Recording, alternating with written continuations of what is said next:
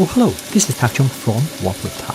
Welcome to my YouTube channel. If you enjoyed this video, please like, subscribe and share. Feel free to write to me at walkwithtak@gmail.com if you have any question regarding to this video or any other videos that I have posted in the past. As I have mentioned in the last video, I bought a lot of eggplant because it was on sale, and I end up that I have about 3 pounds of eggplant. So I decided that I'm going to try to use them as much as possible before they go bad, because eggplant do not have a very good shelf life, usually at about a week. So as you remember that I posted a video yesterday, I cooked an eggplant that with some fried tofu, and I used some broccoli as well as mushroom to cook this eggplant dish. Now it turned out that I really enjoyed it. We do not have eggplant quite often. So after having that eggplant dish, I have to decide whether I want to cook another eggplant dish. And after thinking about it, and I think perhaps this is a good way for me to demonstrate tempeh-based cooking. So I decided I'm going to repeat the process, but I'm going to cook the eggplant slightly differently and provide an entirely different flavor. So now eggplant turned out to be a great vegetables for a number of reasons. I want to talk about the characteristics of eggplant. Now eggplant is really suitable for cooking under different type of situations, particularly using different type of flavoring strategy. And the reason is that eggplant has relatively, I would call it a neutral flavor. And the most important aspect of eggplant is its texture. Now as you can see in here, when I cut the eggplant, the inside of the eggplant actually is quite hard in the middle. And if you do not cook it properly, you will find the eggplant actually could be quite dry and also quite chewy, and in fact not very flavorful. However, if you cook it right, the eggplant can be really soft, and the inside of the eggplant can take up the flavor from your dish and create some really amazing culinary experience. And this is part of one of the reasons that why people really enjoy eggplant if you cook it properly. So as I mentioned in my last video, I have some fried tofu. Now fried tofu again is one of my favorite food ingredients, although I'm not particularly like just the regular tofu. But fried tofu has a very interesting texture. In fact, tofu can be converted in many different type of dishes. And some of the tofu can be marinated, some of them can be smoked, and there's all different ways. And fried tofu is one of the way that tofu can be converted into a very distinctive texture. And because of this reason, tofu is used often, particularly in vegetarian cooking in the Buddhist tradition. So in Buddhist temple, they have vegetarian dishes, and they will use fried tofu to simulate different kind of meat. Now for this dish, the next other ingredients I'm going to use is some baby bok choy. In the previous dish, I used broccoli, but now I have some baby bok choy. I'm going to substitute that. And of course, I always have some cherry tomatoes on hand, and I thought it would be nice to provide a color as well as some flavor to the dish.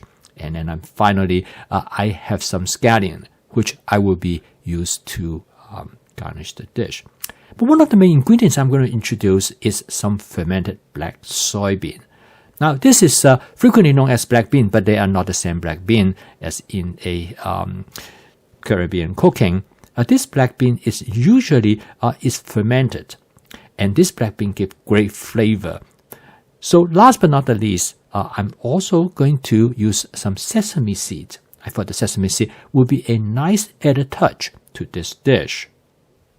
So you can consider this dish as a template of how to cook eggplant. In fact, I probably will use this template to stir fry almost all the eggplant dishes that I'm going to cook.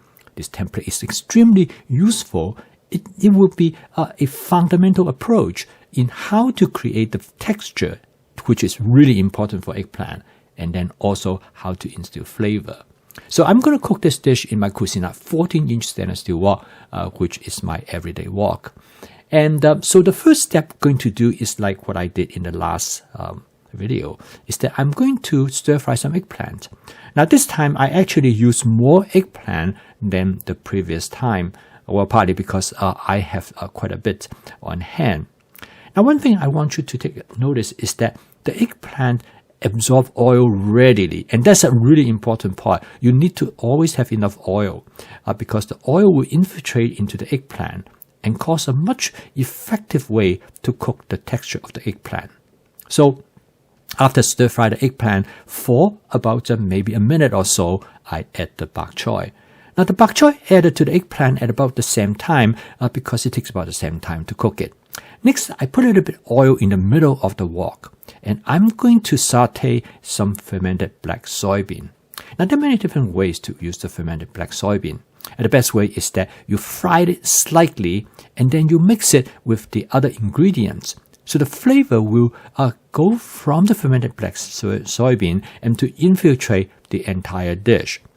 This is one way to cook the fermented black soybean. And the other way is to add it way at the end. Now at this point, I add a little bit more cooking oil. You notice that I always have my cooking oil in a squeeze bottle.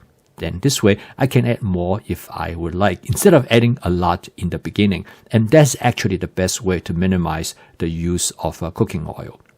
Now this step is entirely stir frying. As you notice that I really want to fry the eggplant and to soften the texture. So the question you might ask is that when do you know the eggplant is done? Well, in this case, the eggplant's flavor is the best. As you notice here, it starts to turn soft. Now, I then add the tofu. Now the tofu also, you want to cook it long enough because if you cook them long enough, the inside of the tofu will become softer. And it will give the tofu much better flavor, whereas the outside, since it has been fried, will remain to be a little bit more crunchy. And that's how I like it. So next, I'm going to season the dish with a touch of oyster sauce. I don't need to use a lot of it because the eggplant and the other ingredient has good flavor already. And I add a small amount of hoisin sauce. The reason I add hoisin sauce this time because the black bean tends to be relatively salty. And this, by adding sweetness of the hoisin sauce, will balance the flavor. Now at this point, anytime when you have sauce, you notice that things will burn to the bottom surface of the wok, simply because a lot of time the sauce will contain sugar, and that will cause caramelization. And by using a small amount of water, not very much, it will allow you to basically spot clean the wok, or sometimes they call it deglazing. And then I add about half teaspoon of the hot chili sauce with fermented black soybean.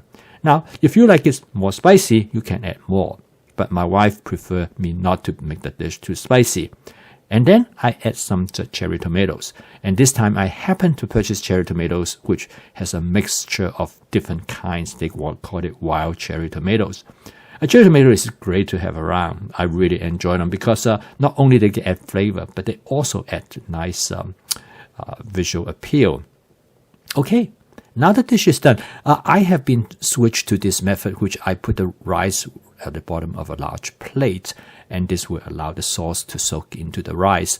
And this, what I call a one-plate meal, actually works really well because in here I have many different kinds of vegetables and different ingredients. It actually gives a really nice presentation. And using this method, it will provide you with a more, I would call it, greater culinary experience because you can really lay out all the different ingredients and provide them with that mixture, and the flavor will influence each other and to create better, more interesting culinary experience as a whole.